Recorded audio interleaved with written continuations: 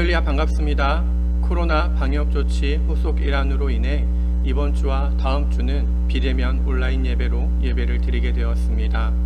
아직 교회 내에 정상적인 장비가 구비되어져 있지는 않지만 성도들의 신앙생활과 경건의 삶을 돕기 위해 개인 장비를 이용하여 부족하나마 임시방편으로 촬영을 하고 있습니다.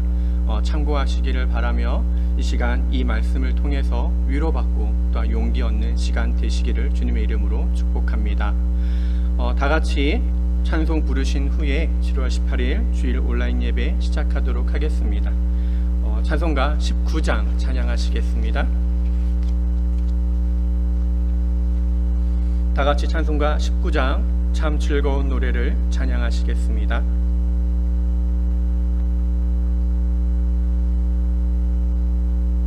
참 즐거운 노래를 늘 높이 불러서 이 세상 사는 동안 주 찬양하겠네. 축복의 산에 올라 멀리 바라보면 저 요단강 건너편 약속 땅 보이네. 참 아름다운 노래 다 함께 부르세. 하늘의 소망 주신 주 찬양하여라. 참 아름다운 노래 늘 높이 부르세. 하늘의 기쁨 주신 주 찬양하여라. 참 즐거운 노래를 늘 높이 불러서 내 영혼 구원하신 주 찬양하겠네. 땅 위의 성도들이 부르는 노래에 하늘의 천사들도 다 화답하겠네. 참 아름다운 노래 다 함께 부르세. 하늘의 소망 주신 주 찬양하여라. 참 아름다운 노래 늘 높이 부르세. 하늘의 기쁨 주신 주 찬양하여라. 참 즐거운 노래를 늘 높이 불러서 만왕의 왕 되신 주 나 찬양하겠네. 거룩한 하늘 노래 들려올 그때에 그립던 주님 예수 반가이 대하리. 참 아름다운 노래 다 함께 부르세. 하늘의 소망 주신 주 찬양하여라. 참 아름다운 노래 늘 높이 부르세. 하늘의 기쁨 주신 주 찬양하여라.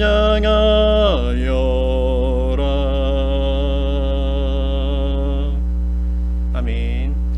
다 같이 기도하시겠습니다. 할렐루야. 사랑과 은혜가 풍성하신 참 좋으신 하나님 아버지, 오늘도 이 복된 날 주의 날을 허락하시고 신령과 진정으로 예배드리게 하시니 감사합니다. 특별히 감사드리는 것은 코로나로 인해 모여 예배드리지 못하는 이 어려운 상황 가운데 이렇게 온라인으로나마 하나님의 귀한 말씀을 듣게 하시니 감사합니다.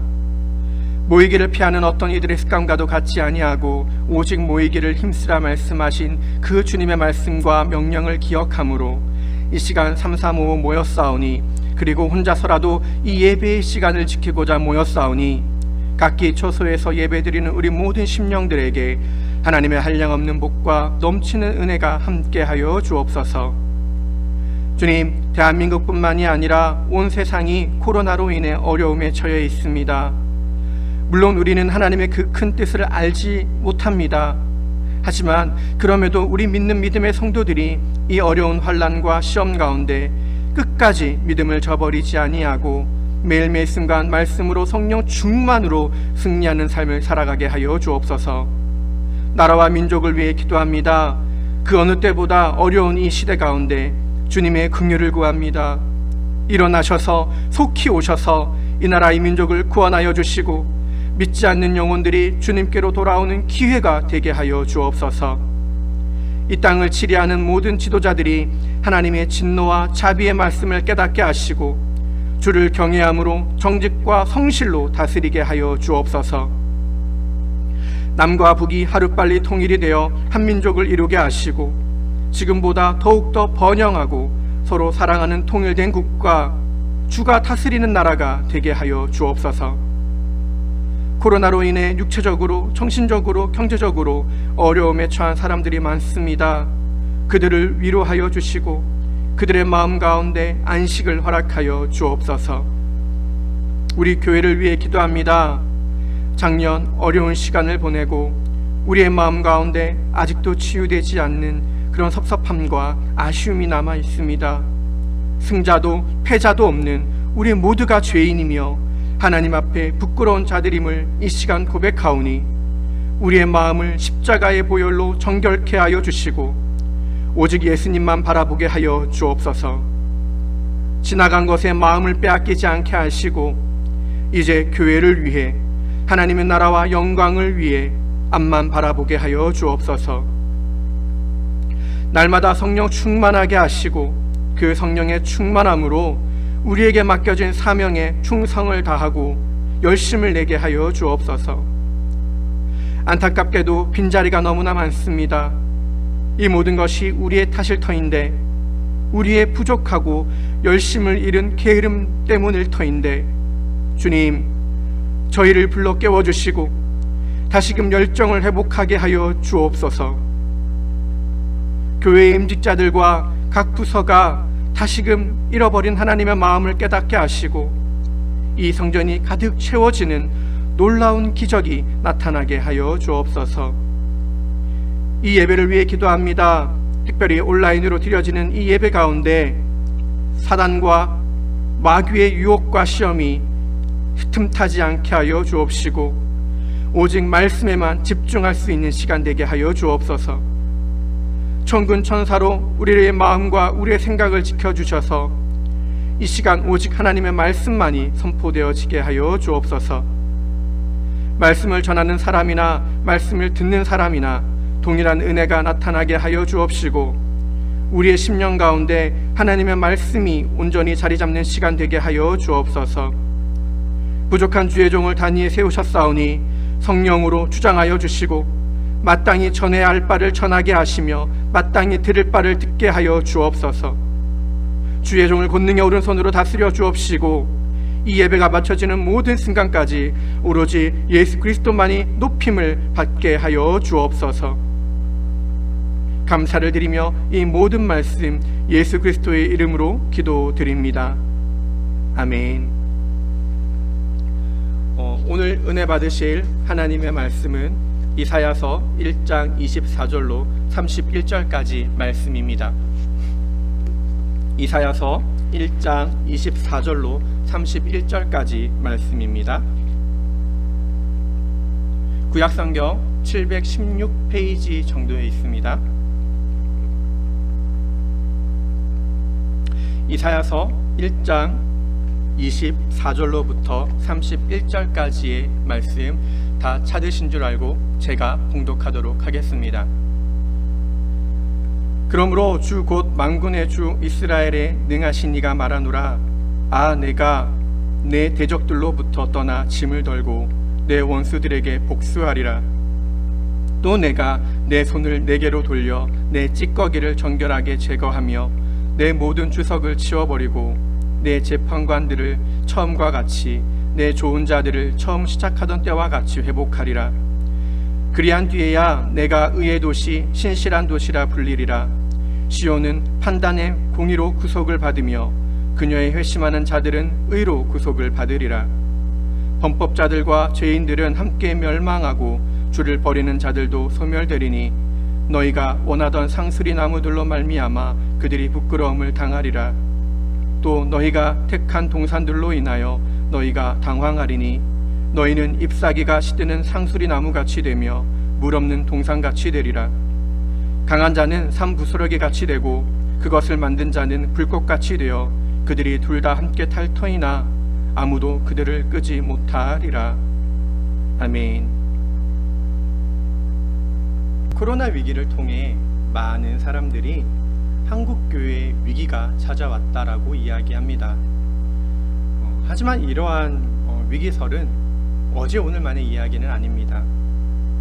그럼에도 불구하고 마치 우리가 북한의 핵 도발의 위기 가운데에서도 아무렇지도 않은 듯 우리의 일상을 살아가고 있는 것처럼 위기가 위기인지도 모른 채 그렇게 살아가고 있는 건 아닌가라는 생각을 해봅니다. 개신교 월간지인 월간 목회 1991년 4월호에 교회의 신뢰 회복을 위한 교회상 정립이 시급하다라는 제목의 글을 보게 되었습니다. 내용 속에는 한국교회가 60년대 이후부터 양적인 성장과 또한 교파주의에 따른 문제들을 제기하고 있으며 또한 교회가 변해야 된다라고 주장하고 있습니다. 이미 30년 전부터 교회의 위기설은 있어 왔다라는 의미입니다. 물론 그 전부터 있어 왔을 것이고요. 그리고 매해마다 위기의 한국교회 어떻게 지켜갈 것인가 라는 주제로 많은 교계와 또한 교단과 또한 신학자들과 목사들과 이런 사람들이 자신들의 이야기를 하고 있습니다.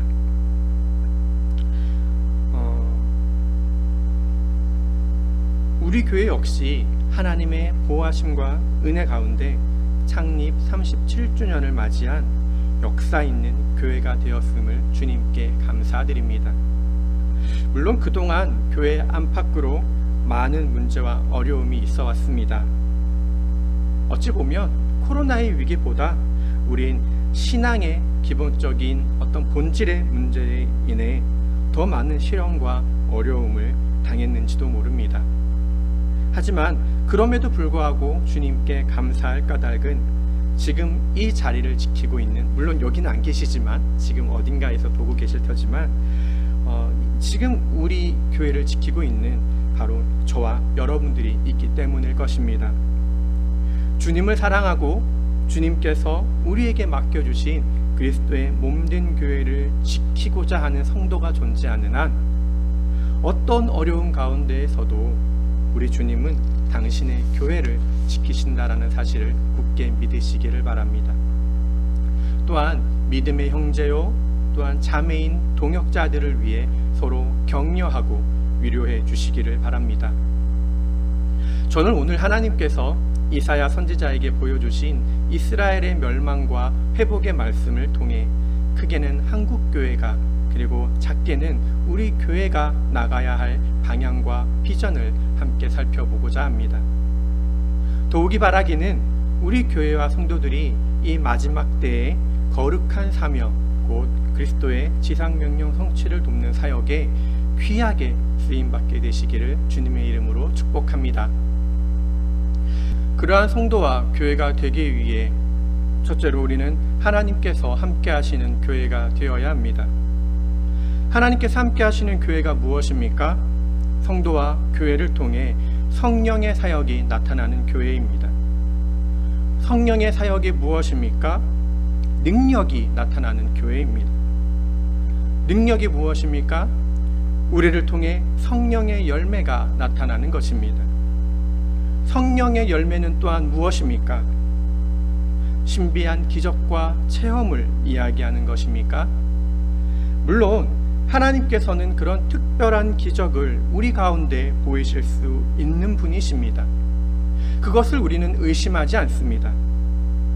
하지만 이 시간 우리가 믿는 사실은 우리의 삶을 통해 성령의 사역이 나타나고 그 삶을 통해 열매가 맺어지는 그러한 삶을 하나님께서는 바라시고 기대하신다라는 것입니다.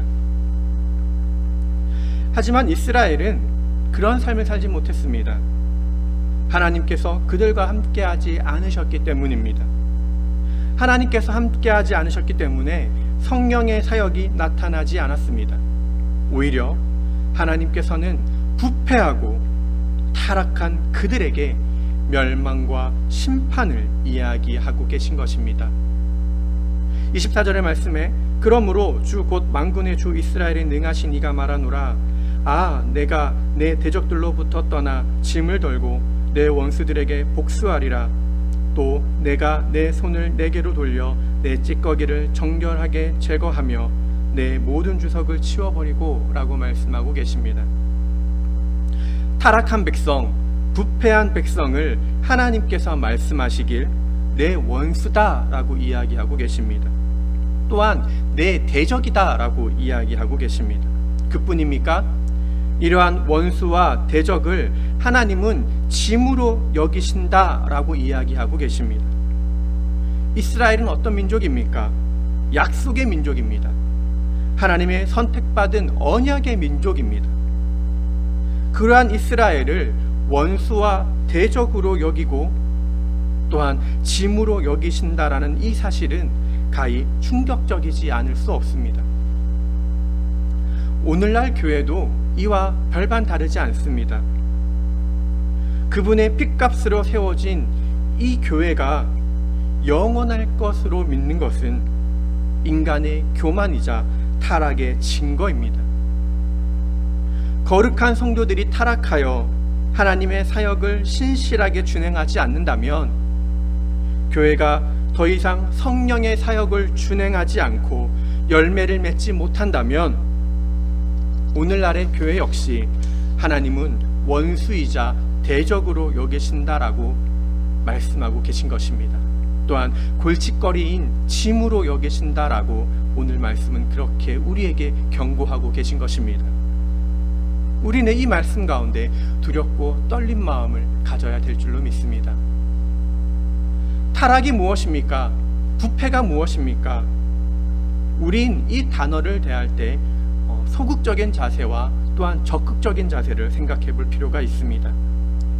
적극적인 자세가 무엇입니까? 적극적인 태도가 무엇입니까? 하나님의 교회를 비방하고 욕보이며 교회를 무너뜨리려는 악한 의도와 생각을 말합니다. 그리고 소극적인 태도는 무엇입니까? 예수 그리스도께서 각 교회 가운데 주신 명령과 사명에 열심을 내지 않는 것입니다.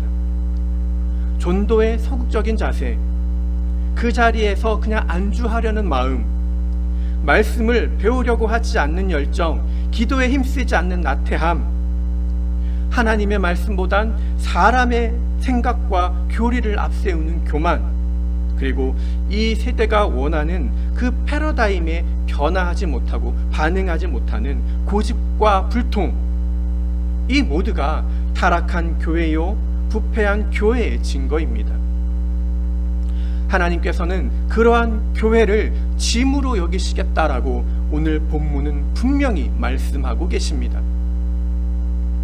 이런 저의 설교가 마음의 짐이 되고 불편으로 다가올지도 모릅니다. 너무 지나치지 않냐고, 너무 엄격하지 않냐고, 그렇게 숨막히게 어떻게 신앙생활하냐고 말할지도 모릅니다. 하지만 하나님의 말씀은, 성경은 분명 우리에게, 그리고 오늘날 교회에게 단호하고 엄중하게 경고하고 계십니다. 이사야서 1장 11절 이하의 말씀을 살펴보도록 하겠습니다. 이 시간 저와 여러분들이 정말 두렵고 떨린 마음으로 이 말씀을 받아들이시기를 바랍니다. 주가 말하노라, 너희가 내게 바치는 수많은 희생물이 무슨 소용이 있느냐?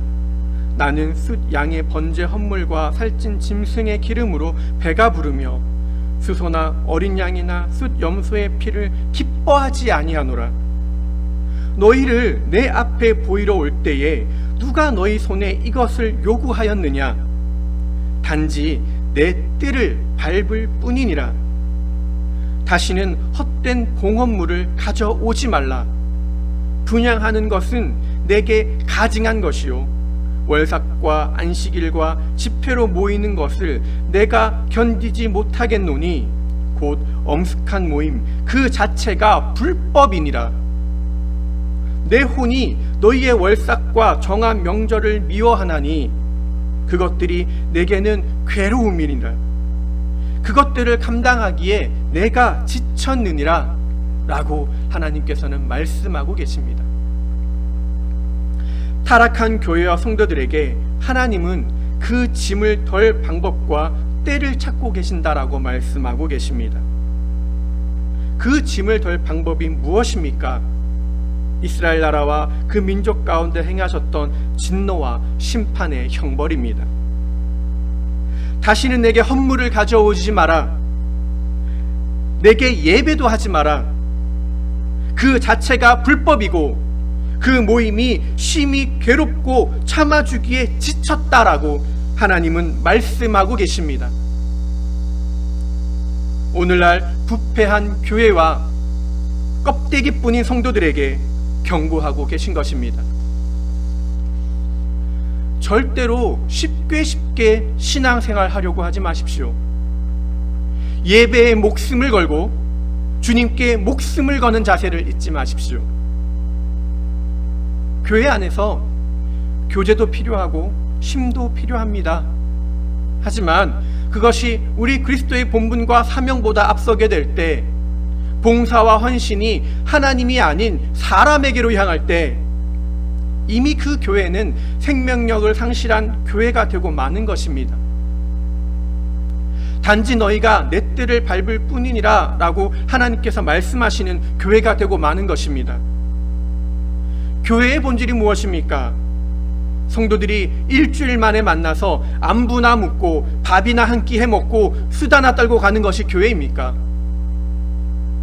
그럴 거라면 차라리 주일날 교회 나오지 말고 등산 동호회나 조기 축구회를 나가십시오. 교회는 복음의 사역에 그 목적이 있습니다. 우리 교회가 주님께서 주신 그 복음의 사역을 잊지 않게 되기를 바랍니다. 지난 한 주도 애쓰고 힘써 살아오셨을 줄로 압니다.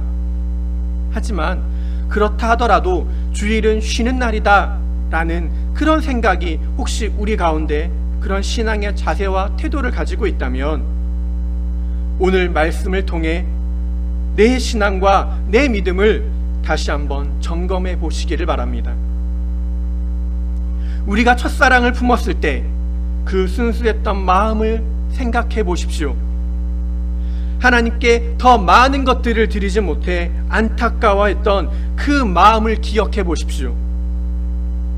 비록 우리 육신이 연약하고 겹겹한 문제가 우리의 삶을 산처럼 에워싼다 할지라도 주님을 사랑하고 교회를 사랑하는 마음으로 더 많은 에너지와 더 많은 열정을 하나님께 드려지기를 바랍니다. 26절 말씀에 내 재판관들을 처음과 같이 내 좋은 자들을 처음 시작하던 때와 같이 회복하리라. 그리한 뒤에야 내가 의의 도시 신실한 도시리라 불리리라 라고 성경은 기록하고 있습니다. 교회는 저와 여러분이 다시금 의의 도시 신실한 도시라 불려질 수 있도록 우리를 말씀으로 회복시켜주는 곳입니다. 주님을 사랑하고 교회를 사랑하는 성도들의 믿음의 헌신과 봉사의 열심은 몸과 마음이 비록 괴롭고 피곤한 그런 상황 가운데 있다 할지라도 그것이 결코 희생이 아니라 하나님께서 주시는 새 힘과 능력을 체험하는 놀랍고 신비한 경험인 것입니다. 그러한 경험을 통해 우린 더 열심히 하나님의 일에 충성을 다하는 사람이 됩니다.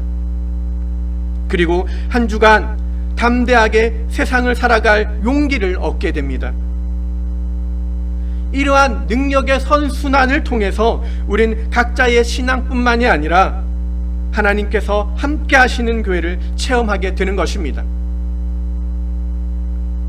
신약의 복음서에는 우리 믿는 자들이 마땅히 행해야 될 열매 맺는 삶에 대해 여러 차례 이야기하고 있습니다. 그 가운데 몇 가지를 한번 살펴보도록 하겠습니다. 마태복음 3장 18절 이하의 말씀을 보면 좋은 나무가 나쁜 열매를 맺지 못하고 또 변질된 나무가 좋은 열매를 맺지 못하느니라. 좋은 열매를 맺지 아니하는 나무마다 찍혀 불 속에 던져지나니 그러므로 너희가 그들의 열매로 그들을 알리라. 내게 주여 주여 하는 자가 다 하늘의 왕국에 들어가지는 아니하고 오직 하늘에 계신 내 아버지의 뜻을 행하는 자라야 들어가리라. 또 요한복음 15장 1절 이하의 말씀을 보면 나는 참 포도나무요 내 아버지는 농부이시니 내 안에 열매를 맺지 아니하는 모든 가지는 그분께서 제거하시고 열매를 맺는 모든 가지는 깨끗하게 하사 그것이 더 많은 열매를 맺게 하시느니라.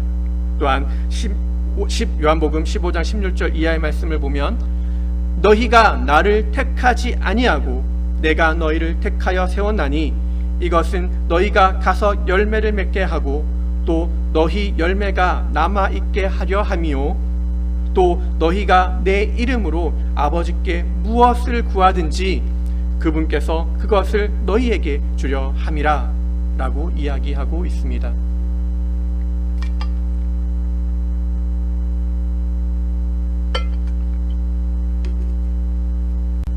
이 말씀의 공통점이 무엇입니까? 하나님께서 우리에게 열매 맺는 삶을 원하신다라는 것입니다. 좀 더 강하게 이야기하자면 열매 맺지 않는 나무와 열매 맺지 못하는 나무는 제하여 버리고 불에 던져버리시겠다라는 것입니다. 그런데 한 가지 중요한 사실은 그러한 열매 맺는 삶은 우리의 노력이나 행위가 먼저 앞서는 것이 아니라 예수님께서 말씀하시기를 내가 너희를 택하여 너희가 가서 열매를 맺게 하겠다라는 것입니다. 다시 말해서 성령께서 우리보다 앞서 말씀으로 환경으로 우리의 삶을 통해 이끄시겠다라는 것입니다. 입으로만 열심히 떠드는 그런 삶은 아무런 열매를 맺을 수가 없습니다. 그러한 설교 역시 마찬가지입니다. 그러한 설교는 1000번, 10,000번을 들어도 말씀을 전하는 사람이나 그 말씀을 듣는 사람을 변화시키지 못합니다. 직분자들과 부모의 훈계도 마찬가지입니다. 30년, 40년 신앙생활을 하고 있어도 언제나 그 믿음이 그 자리에 머물러 있다면 우린 자식과 성도가 아니라 먼저 주의 종과 부모가 내 입술과 그 책임에 대해 심각하게 고민해야 할 것입니다. 교회를 책임지고 있는 담임 목회자부터 평신도까지 중요한 사실은 가만히 앉아서 입술로만 떠드는 것이 아니라 열매 맺는 삶을 사는 것입니다. 그런 우리에게 그 열매를 가지고 판단하시겠다라고 분명히 성경은 말씀하고 계십니다. 열매가 무엇입니까? 어떤 사람에게는 그 열매가 가족이 될 수도 있고 또한 어떤 사람에게는 성도가 될 수도 있습니다. 또 누군가에겐 사람이 아니라 사업장이 될 수도 있고 어떤 성과의 결과물이 되어질 수도 있습니다. 하지만 공통된 사실은 우리는 반드시 그 열매로 하나님의 심판을 받는다라는 사실입니다. 주의 일을 하는 사역자는 나에게 맡겨진 양의 무리를 얼마나 잘 돌봤는지 도중에 잃어버리지는 않았는지를 가지고 하나님의 심판대 앞에 서게 될 것입니다. 직분자들은 하나님의 교회를 섬기라고 맡겨주신 그 본분과 사명 가운데 충성을 다했는지 최선을 다했는지에 따라 하나님의 심판을 받게 될 것입니다. 그리고 그 심판은 그 엄중은 심히 무겁고 가혹할 것입니다. 왜냐하면 그만큼 받은 복도 많을 것이기 때문입니다. 양무리를 잘 돌보고 잃어버리지 않는 것이, 놓쳐버리지 않는 것이, 실족시키지 않는 것이 주의 종의 열매인 것처럼 오늘날 저와 여러분이 각자 받은 사명과 소명의 뜻에 따라 교회에서나 직장에서나 가정에서나 풍성한 열매를 맺는 삶을 살아가게 되시기를 주님의 이름으로 축복합니다. 둘째로, 하나님께서 기뻐하시는 교회가 되어야 합니다. 시편 115편 3절 이하의 말씀을 보면 기록되기를, 오직 우리 하나님은 하늘들에 계시며 무엇이든지 친히 기뻐하신 일을 다 행하셨도다 라고 시편 기자는 고백하고 있습니다. 하나님께서 친히 기뻐하시는 일은 그 일이 무엇이든지 간에 반드시 그분께서 직접 행하신다라는 사실입니다. 그 일이 무엇일까요? 에스겔서 18장 23절의 말씀을 보면 그것이 무엇인지 우리는 알게 됩니다. 주 하나님이 말하노라, 사악한 자가 죽는 것을 내가 조금이라도 기뻐하겠느냐? 그가 자기 길들에서 돌이켜 사는 것을 기뻐하지 아니하겠느냐? 또한 고린도전서 1장 21절 말씀을 보면 기록되기를, 하나님의 지혜에 있어서는 세상이 지혜로 하나님을 알지 못하였으므로 하나님께서 복음 선포에 어리석은 것으로 믿는 자들을 구원하시는 것을 기뻐하셨도다 라고 기록하고 있습니다. 하나님께서 기뻐하시는 교회는 무엇입니까? 전도하는 교회입니다. 선교하는 교회입니다. 믿지 않는 영혼들을 주님께 돌아오게 하는 것입니다. 너희는 온 천하에 다니며 만민에게 복음을 전파하라 라는 말씀, 그 하나님의 말씀을 우리가 교회가 지켜 행하는 것이 바로 하나님께서 기뻐하시는 교회인 것입니다. 그리고 그런 교회를 통해 하나님께서는 친히 그 기뻐하시는 일을 다 행하실 것이다 라고 우리에게 약속하고 계십니다. 하지만 오늘 본문에 기록된 이스라엘은 그 일을 충성스럽게 감당하지 못했습니다. 이스라엘은 부패하였고 타락하여 하나님의 거룩하심과 의로움이 사라져 버렸던 것입니다. 이러한 타락의 경고는 이미 신명기를 기록한 출애굽의 시대에 예언되어져 있습니다. 신명기 28장 47절의 말씀을 보면, 모든 것이 풍족한데도 내가 기뻐하며 즐거운 마음으로 주 내 하나님을 섬기지 아니하였으므로 주께서 너를 치려고 보내실 내 원수들을 내가 섬기되 줄이고 목마르고 헐벗고 모든 것이 궁핍한 가운데 섬기리니 그가 스의 멍에를 내 목에 씌워 마침내 너를 멸하리라 라고 이미 예언하고 계신 것입니다. 이스라엘은 하나님의 도우심으로 다윗과 솔로몬 시대에 화려하고 부강한 시간을 보냈습니다. 그것은 전적인 하나님의 은혜였습니다.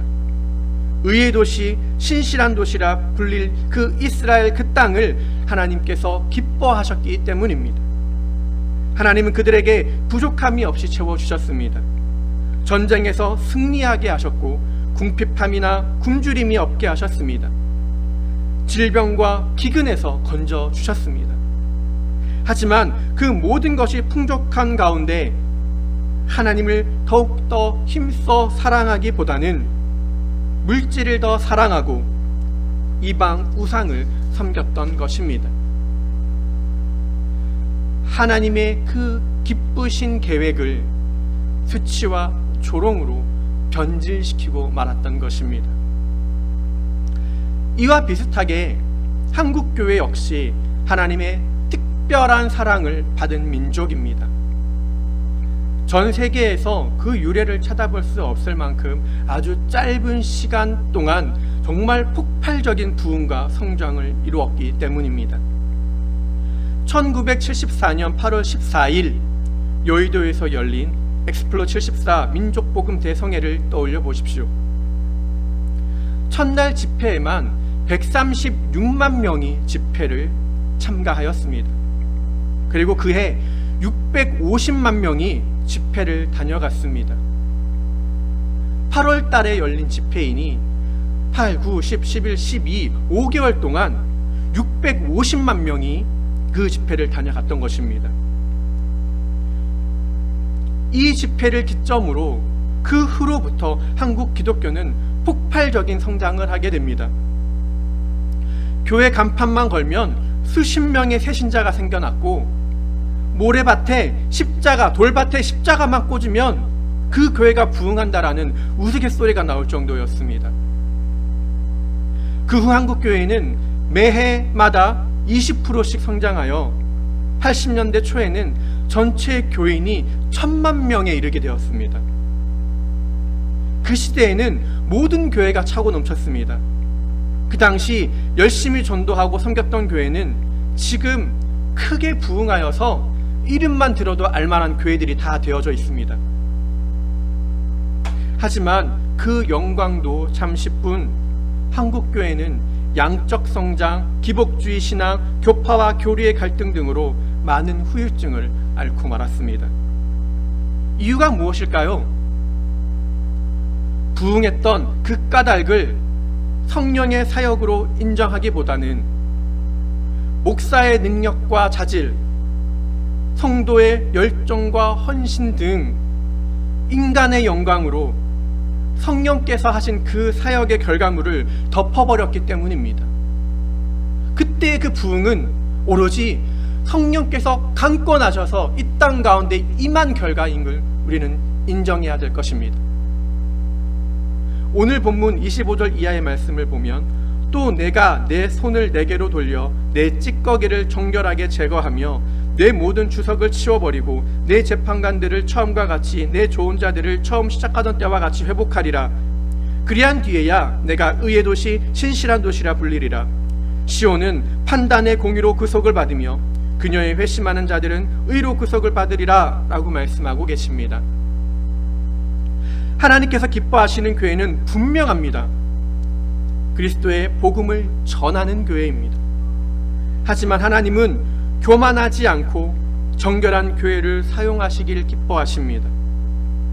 교회는 철저하게 그 존재의 가치가 선교적 사명에 있어야 함을 우리는 반드시 기억해야 합니다.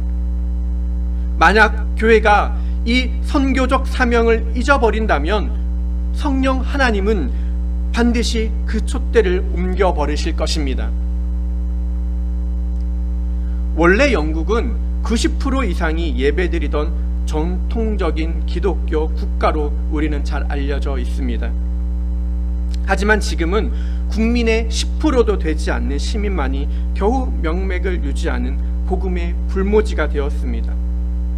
역으로 우리가 선교사를 파송하는 나라가 되었습니다.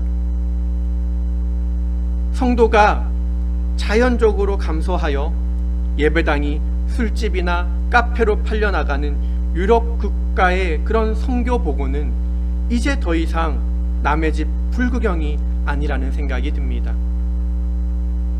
얼마 전에 개인적인 볼일이 있어서 위례 신도시를 방문한 적이 있습니다.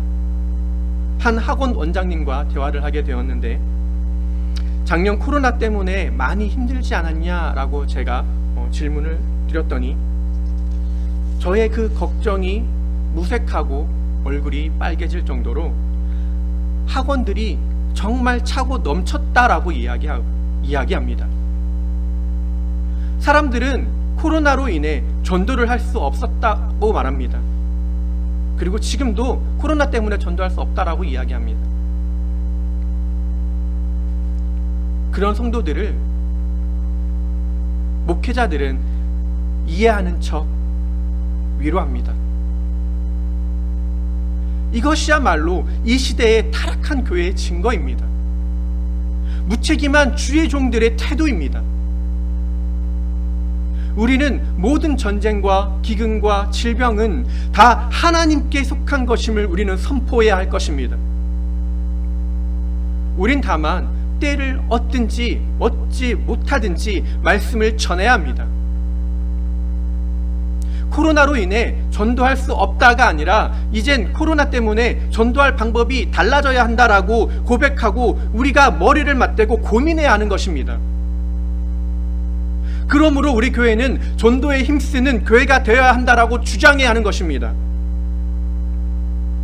교회의 구성원들이 모두 마음을 모두어 행동하는 교회야말로 바로 하나님께서 기뻐하시는 교회가 되는 것입니다.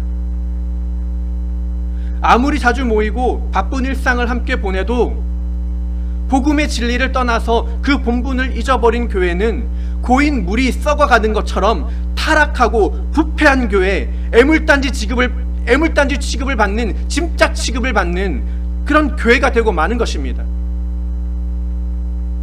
우리 교회는 주님이 주인이십니까? 아니면 사람이 주인입니까? 하나님께서 기뻐하시는 교회는 사람이 아니라 주님이, 예수 그리스도가 주인 되는 교회입니다.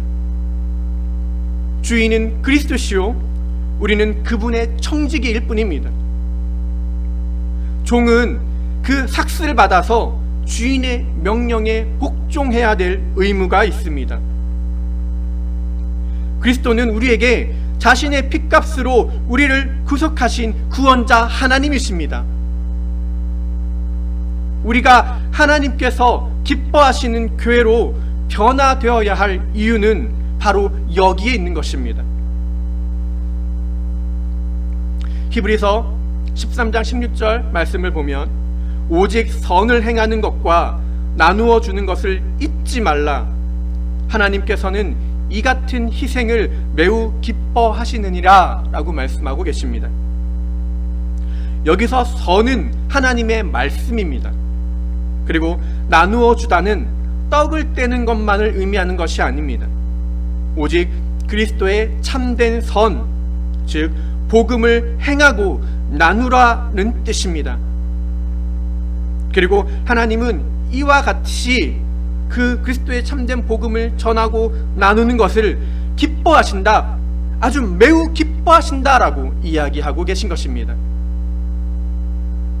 사랑하는 성도 여러분, 복음을 전함에 있어 절대로 주저하지 마십시오. 내가 한다라고 생각을 하면 두렵고 떨릴 것입니다. 거절당할까봐 움츠려 드실 것입니다. 내 손에 들고 있는 전도지가 창피해서 정말 뒤로 숨기고 싶을 것입니다.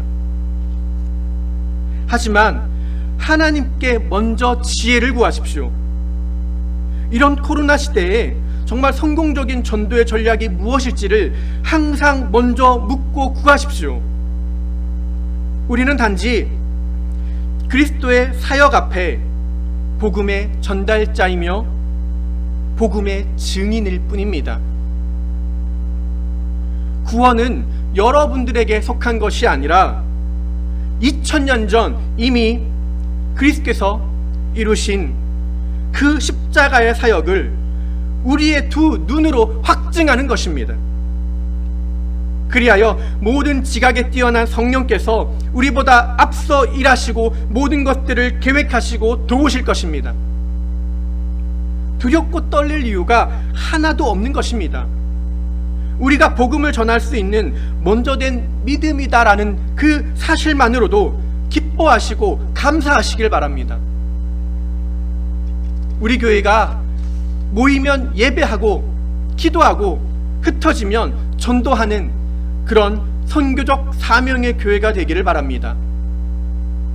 그리할 때 하나님께서 기뻐하시는 교회와 그의 가정이 될 줄로 믿습니다. 끝으로 미래를 준비하는 교회가 되어야 합니다. 교회는 각 기관이 고른 출석과 활발한 활동들이 일어나야 합니다. 특정 기간에 비율이 몰린다거나 쏠린다거나 교회의 방향이 어떤 특정 연령대를 중심으로 초점이 맞춰져서 그렇게 교회가 흘러간다면 주류가 아닌 비주류의 활동 회원들은 교회의 흥미를 잃어버리게 될 것입니다. 그러다 서서히 교회를 멀리하거나 떠나버리게 될 것입니다. 한번 떠난 발걸음은 다시 되돌리기가 쉽지 않습니다. 그래서 그들이 있을 때 우리는 그들의 필요를 잘 이해하고 노력해야 될 것입니다. 각 부서는 저마다 개성과 특징들이 존재합니다. 예를 들어 교회 학교는 또래 아이들이 많아야 합니다. 그리고 시청각과 미디어, 인터넷의 활용들이 절대적으로 중요합니다. 각기 개성이 분명하고 은사가 다양하기 때문에 교회는 필요에 따라 모든 요소가 준비되어야 합니다. 그렇지 않으면 이 아이들은 세상으로 빠지거나 그런 시스템이 마련된 다른 교회로 친구와 함께 따라가 버리고 말 것입니다. 그래서 이 아이들에게는 역동적이고 활동적인 지도자가 필요합니다. 그리고 할 수 있다면 그들이 필요하는 모든 시설들을 준비해 주어야 할 것입니다. 그리고 청년들 역시 또래가 많아야 합니다. 하지만 이 많아야 하는 까닭이 조금 다릅니다. 교회 학교는 단지 친구가 필요하지만 청년들은 불안한 미래를 함께 고민하고 신앙의 길라잡이가 되어줄 사람을 필요로 하는 것입니다. 그리고 청년들은 뜨거운 열정과 넘치는 에너지를 가지고 있습니다. 하여 교회는 끊임없이 이들이 활동할 수 있는 이벤트들을 계속 마련해 주어야 합니다. 이들이 제안하는 시도와 어떤 노력에 대해 적극적으로 지원을 아끼지 말아야 합니다. 기성세대의 눈높이로 그들을 판단하거나 무시해서는 결코 안 될 것입니다. 물론 청년들이 그런 시도와 도전들이 어른들이 보기에는 못마땅해 보일 수도 있고 무모해 보일 수도 있습니다. 때로는 실패할 수도 있습니다. 하지만 그러니까 청춘이지 라는 그런 긍정적인 관점에서 바라봐야 될 것입니다. 교회 학교 아이들이 교회의 미래의 에너지라면 청년들은 지금 교회의 현실적인 대안이기 때문입니다. 이들이 교회에서 활동 회원으로 남아야만 우리의 10년 후에도 교회가 존재할 수 있기 때문입니다. 여러분들이 빠진 이 예배당을 과연 누가 앉아서 지키게 될까요?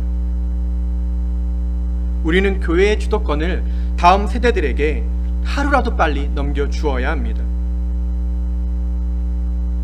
그 아이들이 10년 후에도 20년 후에도 교회를 건강하고 튼튼하게 지켜갈 수 있도록 미래를 준비해야 될 것입니다. 지금 있는 정당의 제2 야당의 총수가 젊은 사람이 되어진 것을 여러분들은 이미 알고 계실 것입니다. 그리고 각기 교회와 교단들도 그러한 사실에 영향을 받아 일찌감치 젊은 청년들 그리고 젊은 장로, 집사 이런 것들을 의결하고 건의하며 교회가 갈수록 젊어지기를 소원하고 바라고 있습니다. 그것이 무엇 때문일까요? 우리 교회의 미래가 그만큼 불안하고 어려운 상황에 놓여 있기 때문일 것입니다.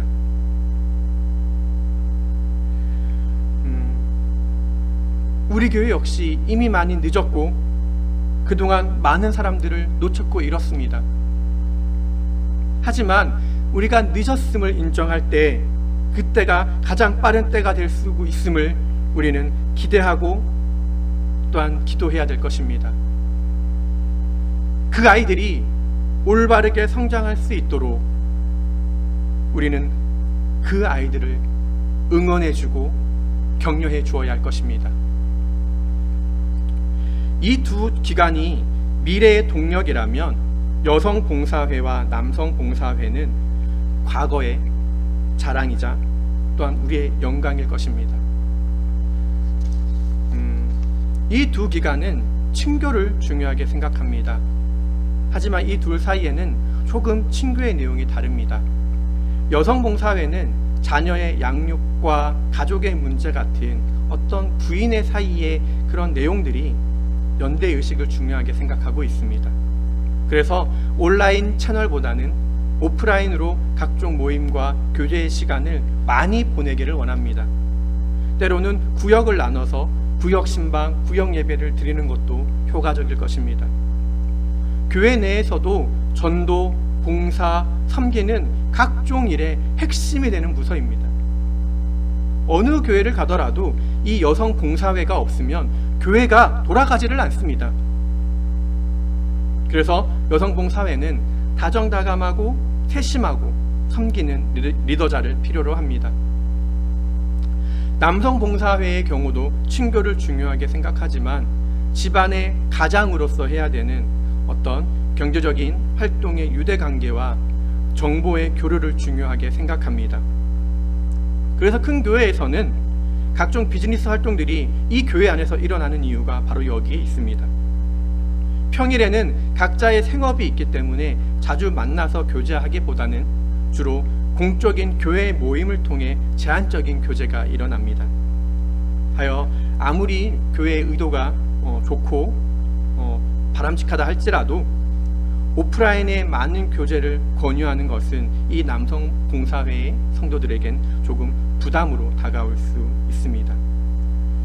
교회의 유지보수, 재정관리 등 교회 전반적인 모든 운영의 실체적인 활동을 하는 부서이기 때문에 교회의 질서와 안녕을 위해 각 기관들을 두루 이해하고 조율할 수 있는, 교회의 중심을 잡아줄 수 있는 그런 경험과 연륜이 풍부한 지도자를 필요로 합니다. 어느 교회나 마찬가지겠지만 아이들이 뭐 사달라고 하면, 뭐 해달라고 하면 어른들이 예배 드리는데 그게 왜 필요해?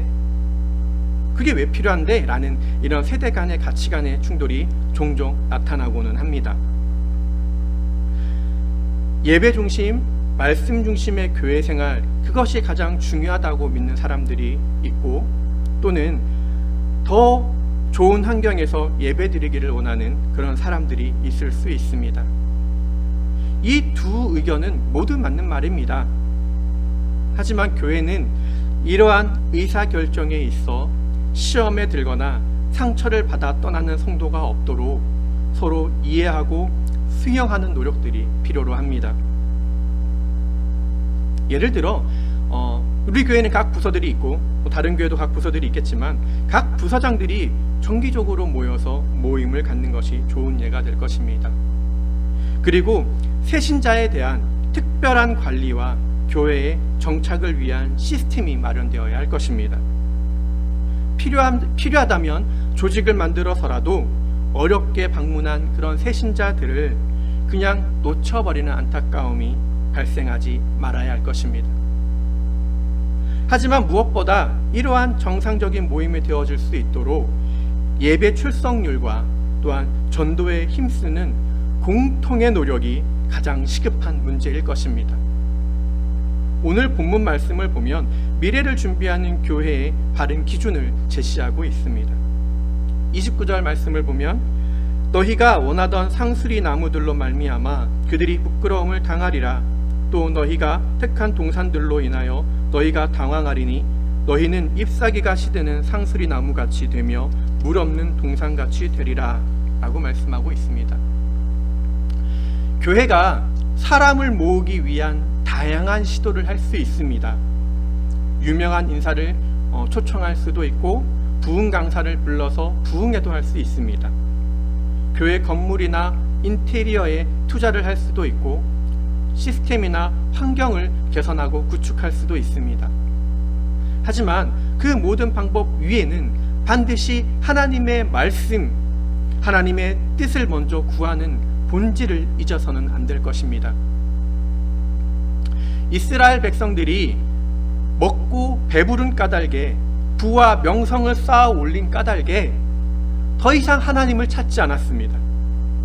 하나님의 뜻을 구하기보다는 상수리 나무 아래서 우상을 섬기고 음행과 악행을 저질렀던 것입니다. 그런 그들에게 너희가 부끄러움을 당할 것이다 라고 경고하고 계신 것입니다. 내가 명령하고 내가 택한 동산이 아니라 너희가 택한 그 동산들로 인해 당황할 것인데 그 동산은 물이 없는 동산같이 될 것이다 라고 경고하고 계신 것입니다. 우리의 사역도 별반 다르지 않습니다. 아무리 좋은 방법과 계획을 세우고 또 그것을 실행한다 할지라도 우리 인간의 지혜가 하나님의 지혜보다 앞설 수 없고 우리의 능력이 하나님의 능력보다 뛰어날 수 없음을 우리는 인정해야 될 것입니다. 교회가 아무리 가진 것이 많다 하여도 교회가 가진 그 모든 것들은 다 하나님의 것임을 인정해야 합니다. 교회는 특정 개인의 소유물이 아닙니다. 그것이 주의 종 목사라 할지라도 나이 많은 집사라 할지라도 교회는 성도 모두가 주인이며 그 책임과 권리를 나눠 가져야 할 줄로 믿습니다. 그리고 그 책임과 권리는 오로지 하나님의 영광을 위해 온전히 사용되어지고 쓰임받아야 될 줄로 믿습니다. 말씀을 정리하도록 하겠습니다.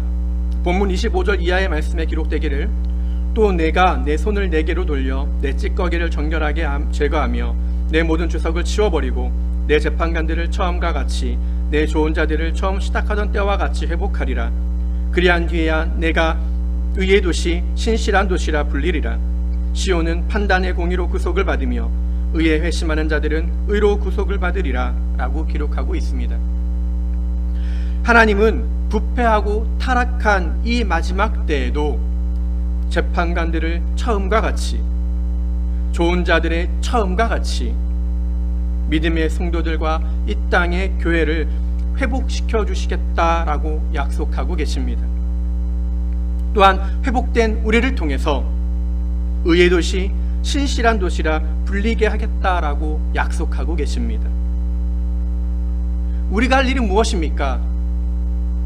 27절의 말씀처럼 배부르고 교만하여 은혜를 망각했던 과거를 회개하고 뉘우쳐야 합니다. 우상에서 벗어난 회심의 구속을 통해 하나님의 영광에 참여하는 자가 되어야 합니다. 하나님은 반드시 그렇게 하시겠다라고 말씀을 통해 우리에게 약속하고 계십니다. 이 시간 우리에게 불어올 성령의 새바람을 기대하고 고대하시기를 바랍니다. 기도하며 간절히 사모하시기를 바랍니다.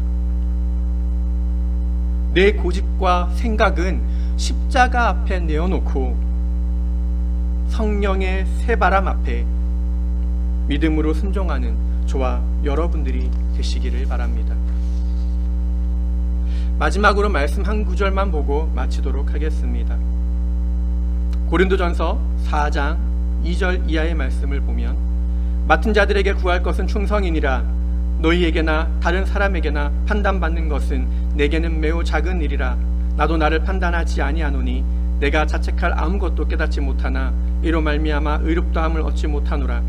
다만 나를 심판하실 이는 주시라. 그러므로 때가 이르기 전 곧 주께서 오시기까지 아무것도 판단하지 말라. 그가 어둠에 감추인 것들을 드러내고 마음의 뜻을 나타내시리니 그때 각 사람에게 하나님으로부터 칭찬이 있으리라. 아멘. 사랑하는 성도 여러분, 주님은 우리가 열매 맺기를 간절히 바라고 또한 원하십니다. 또한 우리가 맺은 그 열매를 가지고 심판하실 것입니다. 그분께 우리의 인생은 매 시간 매 초도 숨기거나 감출 것이 없기 때문입니다. 모든 것을 아시는 하나님께서, 모든 지각 위에 뛰어난 하나님께서 우리의 삶을 계수하실 때 최선을 다했다, 할 만큼 했다, 어쩔 수 없었다라는 이러한 변명은 통하지 않을 것입니다. 또한 과거의 영광을 자랑하지 마십시오.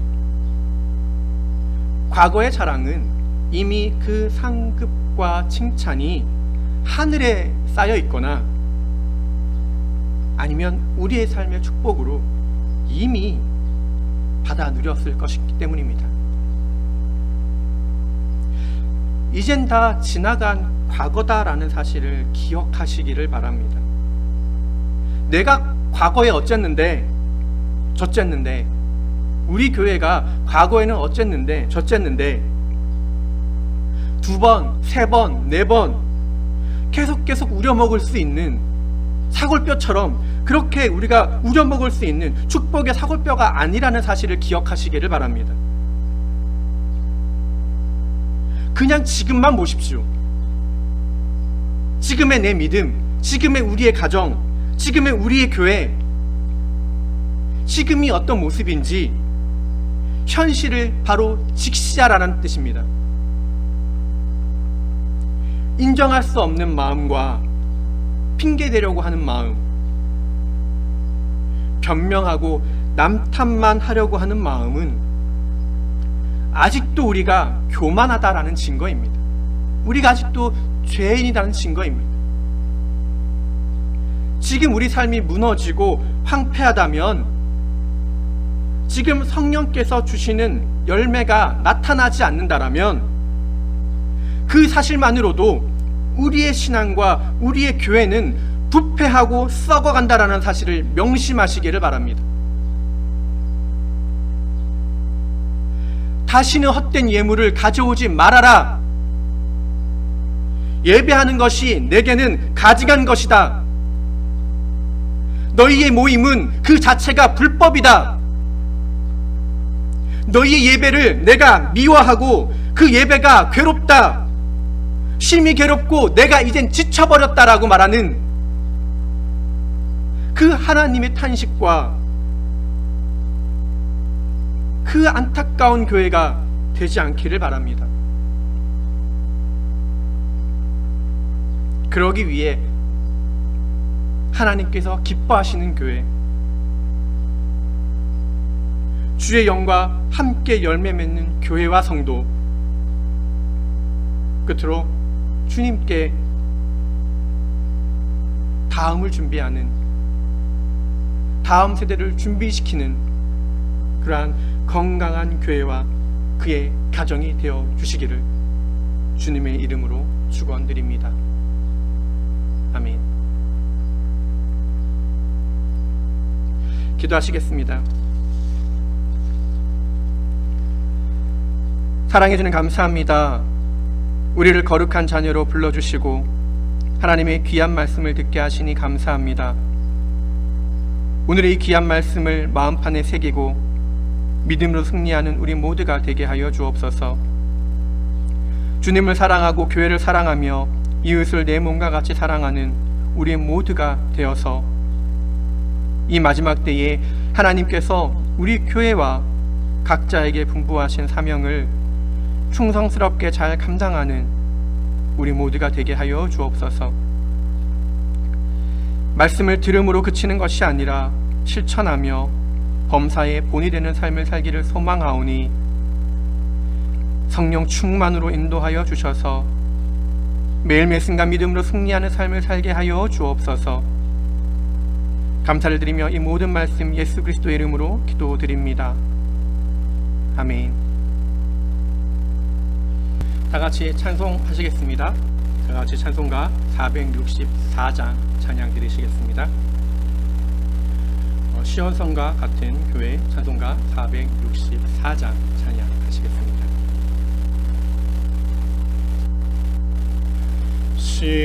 시온성과 같은 교회 그의 권세 한없다.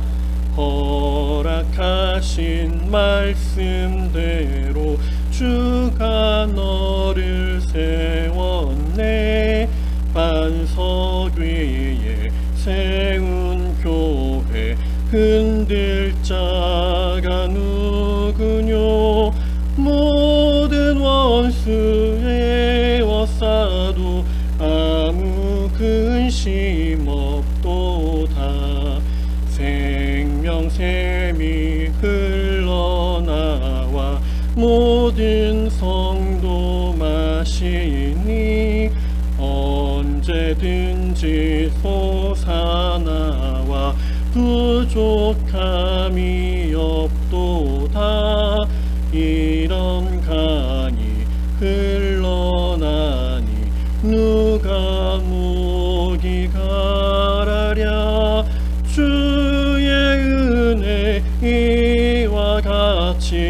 항상 풍족하도다. 주의 은혜 내가 받아 시온 백성 됐으니 세상 사람 비방해도 주만 찬송하겠네. 헛된 세상 모든 영광 아침 안개 같으나 주의 자녀 아들 보니 영원 무궁하도다.